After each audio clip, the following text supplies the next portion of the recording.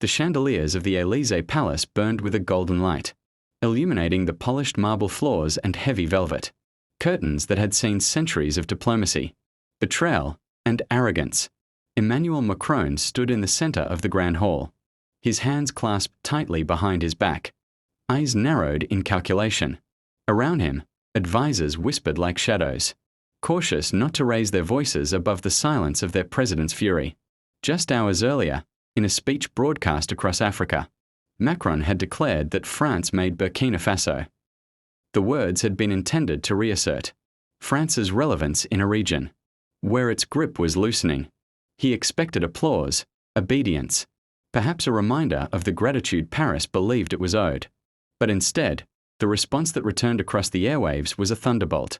Ibrahim Traoré, the young leader who had become the face of Burkina Faso's resistance, had stared straight into the cameras and uttered words that would echo from Ouagadougou to Johannesburg, "Then watch us unmake you."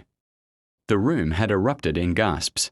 Every journalist, every diplomat, every soldier who heard it felt the tremor.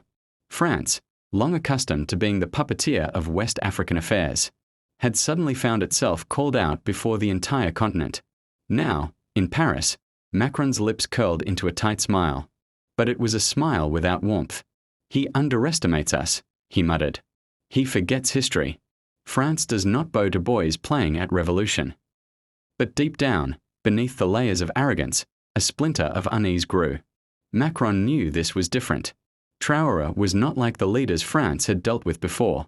He was not a man easily bought, nor one eager to dine at the tables of Paris. He carried the raw anger of a generation, suffocating under debts and treaties, written in ink that smelled of colonial power. Meanwhile, in Ouagadougou, the atmosphere could not have been more different. The capital buzzed with electricity, its dusty streets alive with celebration and defiance. In markets, in schools, in barracks, people repeated the words as if they were scripture. "Then watch us unmake you." Traoré himself sat in a modest office, its walls bare except for a map of Africa, scarred with pins marking France's military bases and mining concessions. Around him, his closest allies leaned forward eagerly, waiting for his plan. One advisor, an older man named Diallo, spoke first.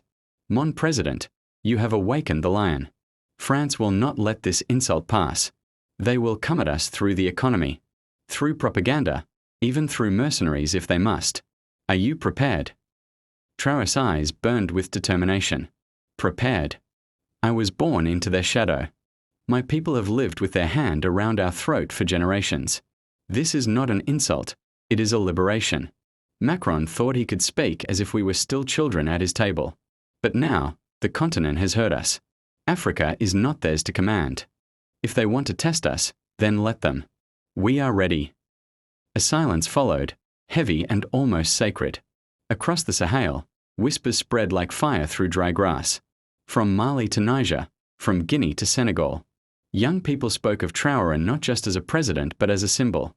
They saw in him the possibility of a future, free of the invisible chains of the Franc CFA, free of the French soldiers who patrolled their soil, free of the smug lectures from Parisian elites. But France, too, was already moving. In the headquarters of the French Ministry of Armed Forces, generals bent over maps of West Africa. They discussed troop deployments, intelligence operations, and strategies to isolate Burkina Faso diplomatically. "We cannot allow this narrative to spread," one officer insisted. "If one domino falls, the rest will follow. Mali, Niger, Guinea, they are already restless. If Traoré's words become a movement, France will be expelled from Africa entirely." Macron listened, his jaw tight. He had built his presidency on the image of control, of being a young leader who could tame crises with eloquence.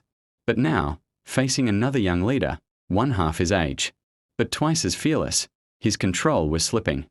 Still, he would not admit it. "Not yet. We will remind them who holds the keys to their banks," he declared. "We will remind them who buys their cotton, their gold, their uranium. If Traoré wants to play the revolutionary, let him starve his people first. They will come crawling back." Back in Burkina Faso, Traoré anticipated every move. He gathered his ministers and generals. not in the palaces of old regimes but in dusty barracks and village halls. He spoke plainly, without the polished language of Paris. Our struggle is not just against France, he told them. It is against every system that tells us Africa is too weak, too poor, too divided to stand on its own. They will try to break us. They will try to paint us as radicals, as dictators, as fools. But remember this, the world only fears those who refuse to kneel. The words lit fires in the hearts of those who listened. And so the stage was set. On one side, an empire clinging desperately to its waning power, armed with wealth, diplomacy, and centuries of manipulation. On the other, a young soldier with a voice that could rally a continent, and a nation ready to test the weight of its own freedom. The first shot had not yet been fired, but the war of words had already drawn its battle lines. Macron's claim and Traoré's defiance were no longer just rhetoric. They were the opening moves of a struggle that would decide the future of Africa itself. The question now was simple, yet terrifying. Would France crush the rebellion before it spread? Or would Traoré's fire ignite an inferno that no empire could extinguish? The answer lay in the days to come. The sun rose over Ouagadougou with a brilliance that seemed symbolic, casting long rays of light over the city's red earth and concrete blocks. The markets were alive with chatter, and every conversation returned to the same theme. The young president who had defied Paris. Men in uniforms. Women carrying baskets of produce. Children running barefoot in the streets. All repeated Traoré's words with pride. Then watch us unmake you. What had begun as a defiant remark was rapidly transforming into a movement. Across radios and social media, songs emerged with lyrics inspired by Traoré's defiance. Graffiti appeared on walls with slogans calling for African unity. In the villages, griots, traditional storytellers, sang of the confrontation between the boy leader of Burkina Faso and the president of France, framing it as a tale of lions versus jackals. In Mali, Colonel Assimi Goïta, a fellow soldier president, addressed his own people. Our brothers in Burkina Faso are not alone. If France seeks to punish them, let them know Mali will stand with them. Niger's new leadership echoed the sentiment, and in Guinea, crowds took to the streets carrying Burkinabe flags alongside their own. The Sahel, long dismissed as fractured and unstable, was beginning to speak in one voice. But in Paris, the mood was storm clouds. Macron convened his National Security Council, where voices rose in frustration. They are uniting against us, one diplomat warned. The so-called alliance of Sahel states is gaining strength. If this continues, the franc CFA will collapse. Our mining contracts will be torn apart, and our bases will be shut down. Macron's reply was ice cold. Then we will break them before they break us. If Traoré thinks words can win wars, he is mistaken. France has survived revolutions, uprisings, and decolonization before. We will survive this too. But the room was not so sure. The truth was that France had never faced a challenge quite like this, not just one leader, but an entire generation rising, with social media amplifying their voices beyond the reach of traditional propaganda. Meanwhile, in Ouagadougou, Traoré met with his closest circle late into the night. Maps covered the table, but unlike the generals in Paris, their discussions were not about expanding borders or securing contracts. Instead, they spoke of energy independence, Pan-African trade, and the building of new alliances outside the shadow of Europe. We cannot simply resist, Traoré said. Resistance alone leaves us standing still. We must create. We must show the people not only that we can break free, but that freedom has a future. Diallo, the elder advisor, nodded. But how? The West controls the banks, the technology, the media. Then we build alternatives, Traoré replied firmly. We have allies beyond Europe, Russia, China, even the new voices in Latin America. But most of all, we have each other. The Sahel united is stronger than France divided. That night, in the candlelit barracks of soldiers, in the humble courtyards of families, in the open-air cafes where youth debated politics, the dream spread. It was no longer about Burkina Faso alone. It was about Africa reclaiming its dignity. But dreams invite enemies. Soon, Western media launched their counterattack. Headlines screamed, Burkina Faso sliding into authoritarianism. Traoré, the African strongman. Young dictator risks famine and war. The framing was clear. Paris wanted to paint Traoré as reckless, illegitimate, and dangerous. When Traoré read the headlines, he laughed bitterly. When they cannot silence you, they slander you. When they cannot buy you, they call you a tyrant. Still, the propaganda had weight. Aid organizations, heavily tied to Western donors, began to warn of suspended programs. Banks threatened to cut credit lines. Foreign companies started pulling investments. France had not sent soldiers yet, but its invisible hand was squeezing. In a tense cabinet meeting, one minister slammed his fist on the table. "They are strangling us, President. If we do not bend, our people will suffer."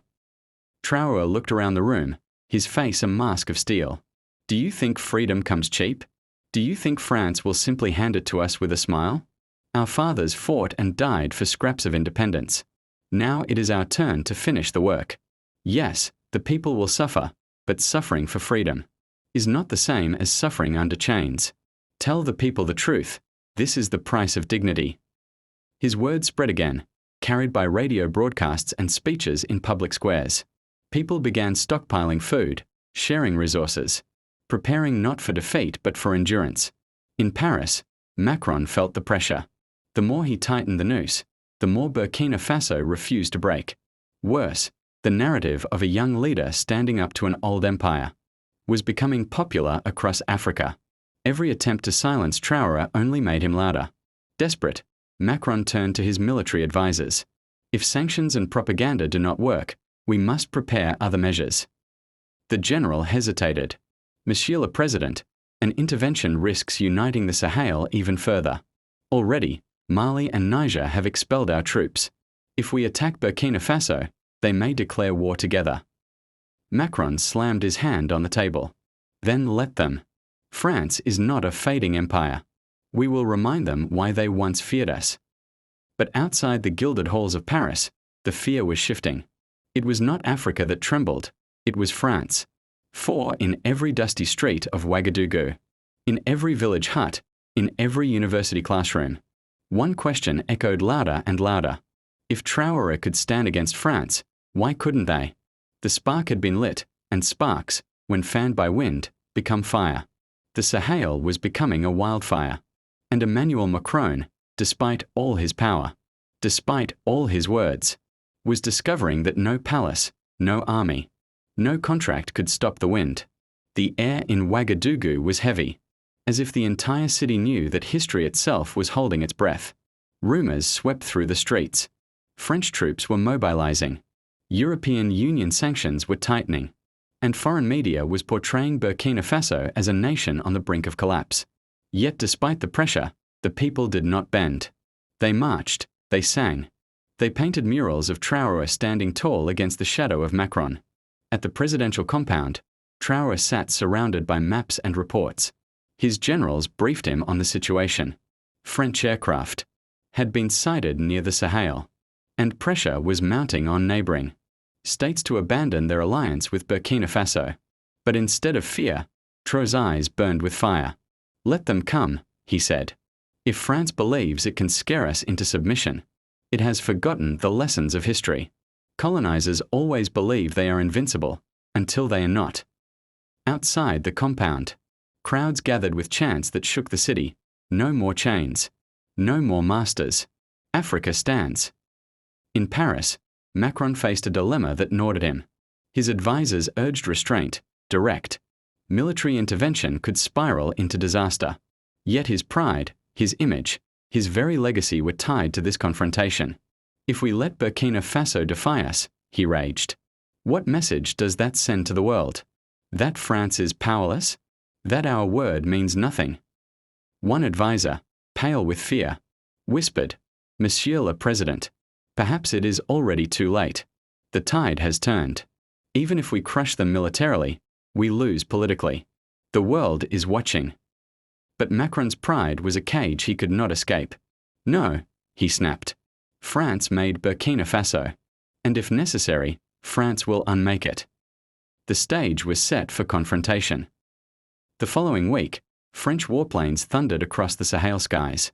But to Macron's surprise, They were not greeted with silence. Anti-aircraft units, hastily assembled by Burkinabe soldiers with the support of allies, fired back. Villagers, instead of fleeing, stood their ground waving flags and chanting Traoré's name. Mali and Niger announced that any attack on Burkina Faso would be considered an attack on themselves. Guinea followed, declaring solidarity. Suddenly, Macron found himself not facing a single nation, but an entire region united by one young leader's defiance. In a televised address, Traoré spoke directly to Paris. France believes that because it has weapons and wealth, it has the right to decide our destiny. But we say this: Africa is not your colony, not your bank, not your mine. We are nations. We are people. You cannot bomb dignity. You cannot sanction freedom. And if you insist on trying, then watch as we unmake the empire you cling to. The speech was broadcast across the world, and in cities from Dakar to Johannesburg, from Kinshasa to Algiers, people poured into the streets in solidarity. Macron's attempt to project power had backfired spectacularly. He had turned Traoré into a hero not just of Burkina Faso, but of Africa itself. Back in Paris, protests began to stir as well.